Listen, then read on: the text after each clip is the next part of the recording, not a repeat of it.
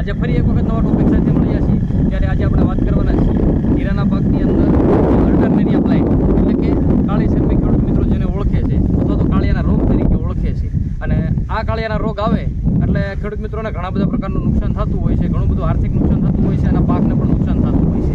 અને જો ખેડૂત મિત્રોને પૂછવામાં આવે કે હવે આપણે કાળી શરમી અત્યારે આપણા પાકની અંદર આવી ગઈ છે તો કઈ દવાનો ઉપયોગ કરવો, તો મોટાભાગના ખેડૂતોનું એક જ દવાનું નામ આવે કે કોર્ટેવા કંપનીનું અત્યાધુનિક પ્રોડક્ટ એટલે ગેલેલિયો. અને આ જ ગેલેલિયો પ્રોડક્ટ વિશે આજે આપણે સંપૂર્ણ માહિતી મેળવવાના છીએ કે ગેલેલિયો આપણે શા માટે છંટકાવ કરવો જોઈએ, એની અંદર કેમિકલ કયું રહેલું છે, એનો ડોઝ શું હોય છે, એની ખાસિયત શું હોય છે અને એને કેટલા છંટકાવ કરવાના હોય છે.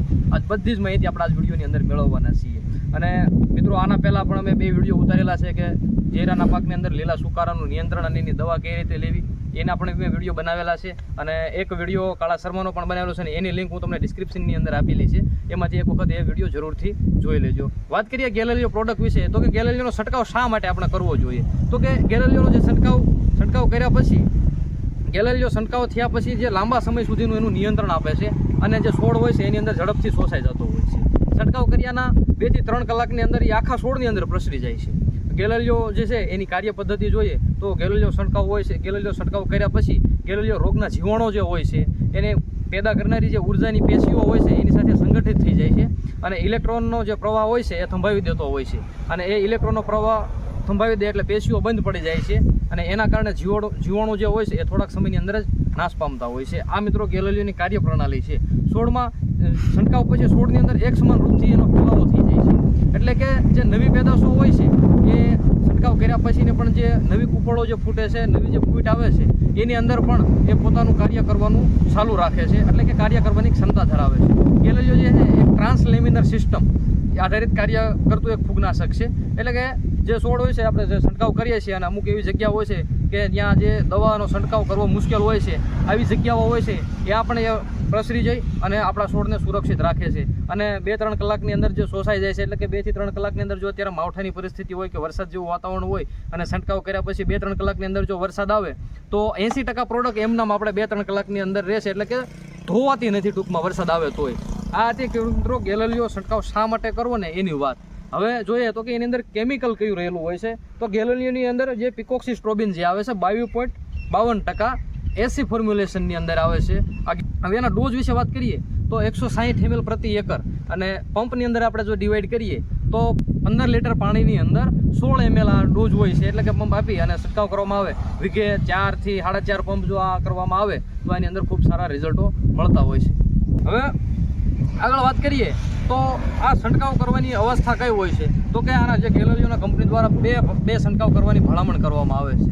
એક છે પ્રથમ છંટકાવ એટલે કે 45 થી 50 દિવસ જે ફ્લાવરિંગ સમય હોય છે, આવા સમયે એક સ્પ્રે 16 ml પ્રતિ પંપની આપી રાખી અને સ્પ્રે કરવામાં આવે છે. હવે આ સમયે જો સ્પ્રે કરીએ તો એના ફાયદા શું છે એ જોઈએ. તો એક તો જે આપણું ફ્લાવરિંગ અવસ્થા જે હોય છે એટલે કે ફ્લાવરિંગની અંદર સારો વધારો કરે છે અને તંદુરસ્ત અને લીલોસમ એકદમ આપણો પાક એક હરખો લીલોસમ પાક રાખે છે. અને રોગને જે કાળિયો રોગ છે, કાળી શરમી જેને ખેડૂત મિત્રો ઓળખે છે, એને આવતું અટકાવે છે. હવે બીજો છંટકાવની વાત કરીએ તો આ છંટકાવ પછીના 10 થી 14મા દિવસે એટલે કે 55 થી 60 દિવસે બીજો છંટકાવ કરવામાં આવે છે. જો વાતાવરણને અનુલક્ષી જો રોગની તીવ્રતા વધારે હોય તો થોડાક દિવસ પછી પણ આનો સ્પ્રે કરવામાં આવે છે. હવે બીજી વખત જે સ્પ્રે કરેલો છે તો એની અંદર કેવા પ્રકારના ફાયદા થવાની એની વાત કરીએ. એક તો જે ફ્લાવરિંગ જે આપણું આવેલું છે એને એક સરખું જાળવી રાખે છે, એટલે કે ફ્લાવરિંગની અંદર ડ્રોપિંગના જે પ્રશ્નો આવે છે એ પ્રશ્ન ઉત્પન્ન નથી થતો. દાણાની સાઇઝ મોટી કરે છે અને દાણો હોય છે એ ચમકદાર અને ડાઘ વગરનો બનાવે છે. અને રોગ જે છે ખેડૂત મિત્રો જેનાથી સૌથી વધારે પરેશાન હોય છે કાળી શરમીના લીધે એને આવતું અટકાવે છે.